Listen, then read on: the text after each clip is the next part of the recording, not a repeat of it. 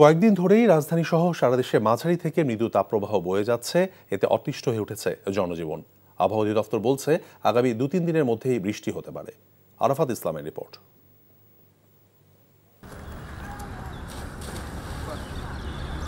গ্রীষ্মের গরমের তীব্রতায় হাঁসফাঁস অবস্থা সবার, তাই জ্যৈষ্ঠের তপ্ত দুপুরে কিছুটা স্বস্তি পেতে এভাবেই দল বেঁধে লেকের পানিতে গোসলে মেতে উঠেছে শিশু কিশোরের দল।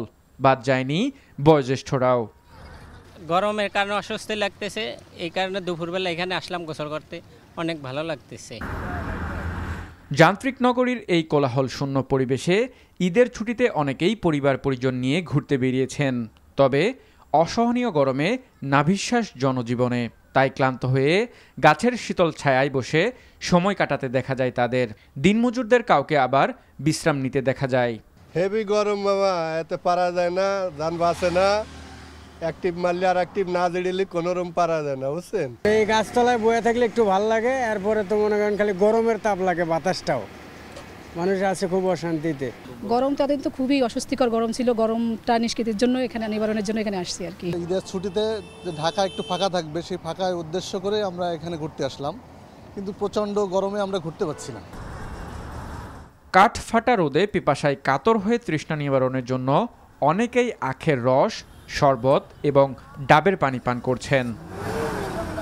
আবহাওয়া অধিদপ্তর বলছে আগামী রোববার থেকে সোমবার নাগাদ সারা দেশে বৃষ্টি হতে পারে।